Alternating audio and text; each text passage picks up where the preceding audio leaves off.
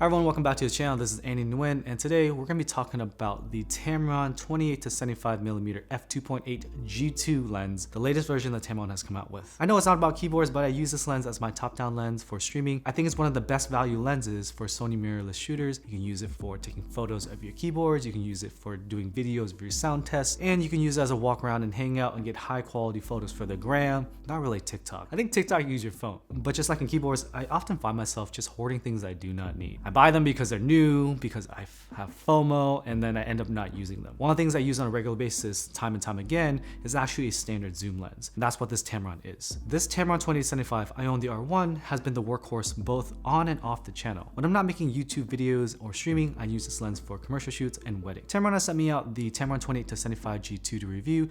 Here are my thoughts after a few videos. You're actually watching a video of me using it right now. I really like this lens. This lens is basically the R2 of the original. It's just an upgrade. The important thing about Tamron is that it's a third-party lens and it works with Sony cameras, but it's a pretty high-quality third-party lens. It's a great pairing with the Sony a7 III, the budget full frame camera by Sony at $2,000. It's affordable in the grand scheme of things, but if you buy Sony OEM lenses, it's really hard to stomach buying a Sony 24-70 f2.8 G Master for $21.98. The original Tamron 28-75mm f2.8 was $879, and that was an easy choice to pair and just have a camera that can do anything. With 28mm at the wide end, I could cover my wide angle for streaming, wide shots of keyboards, and the full focal length allowed me to even take beautiful portraits with blurred backgrounds. Sometimes I wish it were 24mm wide to give me a better reach when doing vlogs, but I don't vlog often enough for this to matter for me. Okay, we're talking about all these numbers, but what's new about the G2 variant over the original? Well, let's talk about feel. The G2 variant feels better in hand in terms of quality. It's a mix of plastic and metal alloy, but it doesn't feel as cheap as the original.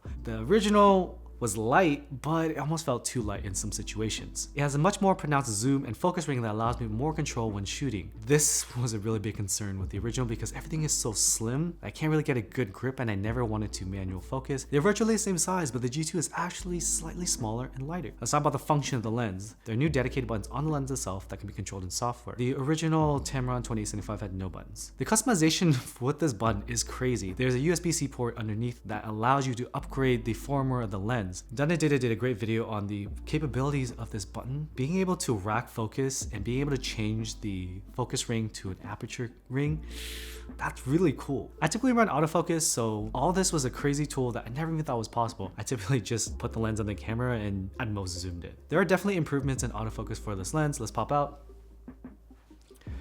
I think it's solid, especially with a camera like the Sony FX3 that I'm shooting on right now. I don't think there's a reason to upgrade from the original, just get slightly better autofocus and not misses when shooting continuous. I don't often shoot photos, so as long as the camera can focus on my face or subject quickly, that's fine with me. The minimum focusing distance is the big thing that I want to focus on here. A lot of people have asked me, how can I take closer macro photos with my camera? And the reality is, most of the time, with full frame sensors or crop sensors, your camera will not focus close enough for you to have a magnified image that looks like a macro. The Tamron 28-75 f2.8, both the original and the G2, have really great magnification because their focusing distance is so small. I'll show you what I mean. That means I can get the camera, get up close to the artisan, and normally with any other camera it would just be blurred and can't focus, but with the Tamron you can get closer. Getting closer means it's more magnified. That is definitely my favorite feature of this lens, because I don't want to buy a dedicated macro lens because I don't really do macro often. If I'm shooting a wedding and I just need a quick ring shot, having to buy another $1,000 lens just for that shot doesn't feel like a smart use of money. So being able to get a macro shot on a pinch, very nice. And if that's all you need, having a Tamron in your bag really allows you to save buying one other lens. And getting close allows you to get all the details of your custom mechanical keyboard and artisans, so it's a win all around, even if you don't shoot weddings. And this lens is also weather sealed. I wouldn't take it in a downpour, but splashes here and there, and if it starts sprinkling on you, you should be fine. All right, let's talk about the value proposition. This lens is often paired with the Sony a7 III,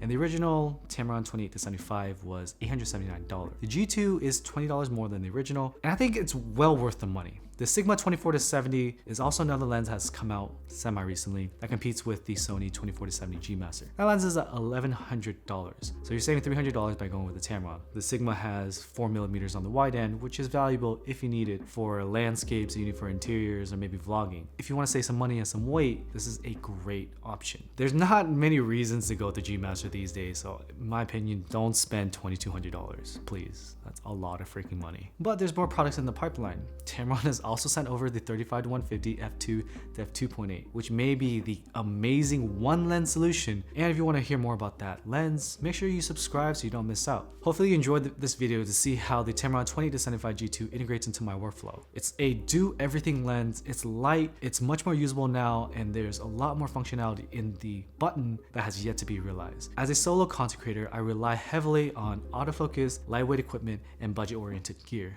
and this ticks all the boxes. I don't really earn enough money to buy endgame everything, and companies like Tamron are really stepping up their game to offer us affordable options so that we don't always end up being stuck with the pretty expensive OEM options. Thanks for watching this video. Hopefully you enjoy this content. I'll be trying to integrate more tech and other non-keyboard content so that you can learn more and perhaps utilize this information to start streaming and start making YouTube videos for yourself, or maybe just to take really nice pictures of your keyboards. Thanks for watching. I'll see you in the next one. Peace.